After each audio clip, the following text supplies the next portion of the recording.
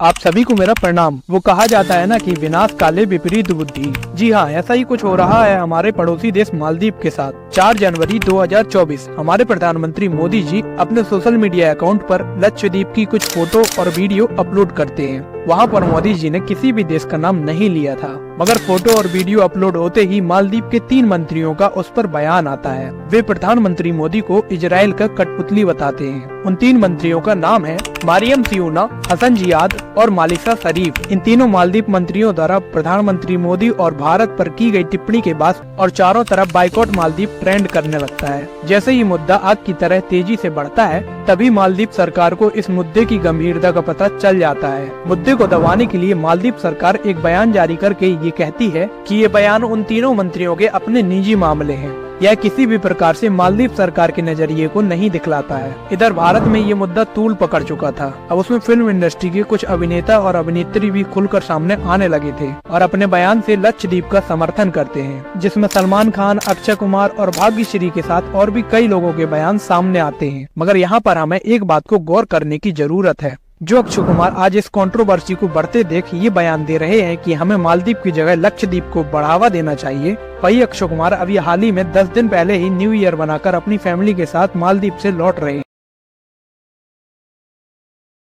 तो इससे ये तो साफ हो जाता है कि इन बॉलीवुड वालों को किसी से मतलब नहीं है, न तो देश से मतलब है और न ही संस्कृति से मतलब है। बस ये बहती नदी पर हाथ धुल लेते हैं। मामले को बढ़ता देख वो तीनों मंत्री अपना पोस्ट डिलीट कर देते हैं। मगर बाइकॉट मालदीव इतना ज्यादा ट्रेंड कर चुका था कि मालदीव सरकार को इतना तो समझ में आ गया था कि केवल पोस्ट को डिलीट करने से काम नहीं चलेगा। इसीलिए मालदीव गवर्नमेंट एक्शन लेते हुए उन तीनों मंत्रियों को सस्पेंड कर देती है। अब यहाँ पर एक प्रश्न आता है कि इन फोटो को लेकर मालदीव आखिर इतना इंटरेस्ट क्यों दिखा रहा है? तो इसका कारण है टूरिज्म। जी हाँ, जो यह मालदीव देश है वह पूरी तरह से निर्भर करता है टूरिज्म पर। मालदीव का 28% GDP टूरिज्म पर निर्भर है और मालदीव सरकार के पास 90% जो टैक्स आता है वो टूरिज्म से ही आता है। तो एक प्रकार से हम यह कह सकते हैं कि टूरिज्म मालदीव की बैकबोन है और मोदी जी ने मालदीव की इसी बैकबोन पर निशाना लगाया है। मैं ऐसा इसलिए कह रहा हूँ क्योंकि मालदीव में आने वाले टूरिज्म में सबसे ज्यादा लोग इंडिया से ही जाते हैं और अगर मोदी जी भारतीयों को लक्षद्वीप पर मालदीव का एहसास करा देंगे तो फिर उसी चीज का एहसास करने के लिए लोग मालदीव क्यों जाएंगे? लोग तो अपने ही देश में लक्षद्वीप पर जाना पसंद करेंगे।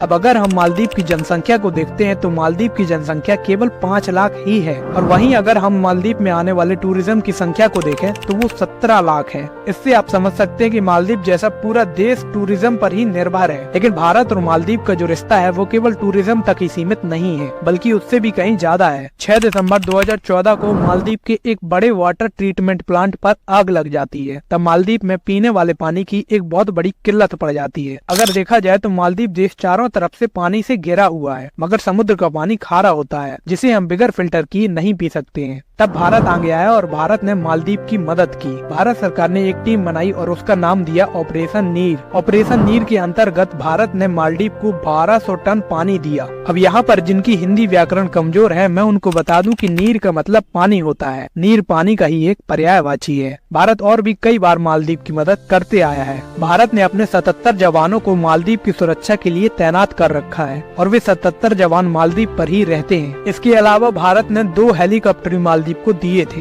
ये हेलीकॉप्टर भारत ने साल 2010 में दिए थे। अब ये 77 सैनिक और 2 हेलीकॉप्टर को देने के पीछे कई कारण थे, जैसे कि मालदीव की प्राकृतिक आपदा में मदद करना या फिर कोई अन्य इमरजेंसी के काम आना। अब भारत तो अपनी तरफ से पूरी दोस्ती निभा रहा है और मालदीव की आज भी सदियों पुरानी दोस्ती को निभाने के लिए तैयार है। मगर मालदीव सरकार क्या सोचती है? क्या मालदीव सरकार भारत का सम्मान कर रही है या फिर वो भारत से दोस्ती निभा रहे हैं? तो इसका जवाब है नहीं। जी हाँ, अभी जो मालदीव के राष्ट्रपति हैं वो पूरी तरह से भारत के विरोध में नजर आ रहे हैं। अभी जो वर्तमान में मालदीव के राष्ट्रपति हैं मोहम्मद मोइजू और उनकी पार्टी जो है वो इंडिया आउट के मुद्दे को लेकर ही सत्ता पर आई है। जी हाँ, ये मुद्दा था कि भारत सरकार अब अपनी सुरक्षा वापस ले ले। मालदीव सरकार का ये कहना है कि हमें भारत की सुरक्षा नहीं चाहिए। यहाँ पर मेरा केवल उनसे एक ही प्रश्न है कि जब भारत ने साल 2014 में नीर ऑपरेशन चलाया था तब तो ये बयान नहीं आया था। यहाँ पर आपको एक बात ध्यान देनी होगी।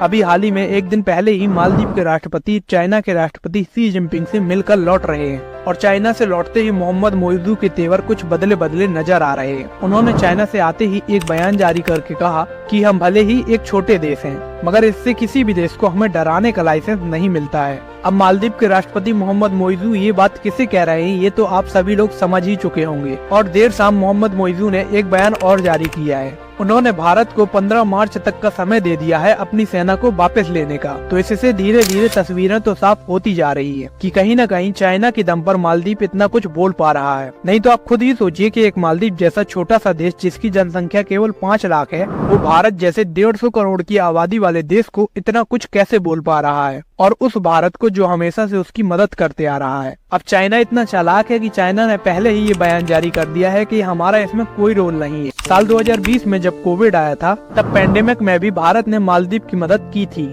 और मालदीव को पर्याप्त वैक्सीन भेजी थी। मालदीव के जो वर्तमान राष्ट्रपति हैं मोहम्मद मोइजू, वो चुनाव जीतने के सिर्फ एक हफ्ता बाद ही भारत की यूनियन मिनिस्टर किरण रिजिजू से मिलते हैं और उनसे यही मांग करते हैं कि भारत अपने हेलीकॉप्टर और सैनिक को वापस ले ले। अब यहाँ पर आप सोच रहे होंगे कि भारत अपनी सेना को वापस ले क्यों नहीं लेता, उस देश को सुरक्षा क्यों देना जो देश मना कर रहा है कि हमें आपकी सुरक्षा की जरूरत नहीं है। तो इसका जवाब है कॉन्ट्रैक्ट। जी हाँ, इससे पहले जो मालदीव के राष्ट्रपति थे उन्होंने ही भारत से सुरक्षा मांगी थी और ये बाकायदा एक साइन कॉन्ट्रैक्ट हुआ था। तो अब आपको बात पूरी समझ में आ चुकी होगी कि मालदीव की सरकार को लक्षद्वीप से कोई लेना देना नहीं है, बल्कि उसका मेन मकसद है इंडिया आर्मी को वापस करना और इसके साथ साथ चाइना से भी अपने कनेक्शन को बढ़ावा देना। आपको ये वीडियो कैसा लगा कमेंट में जरूर बताएं और ऐसी ही वीडियो देखने के लिए हमारे चैनल को भी सब्सक्राइब करें।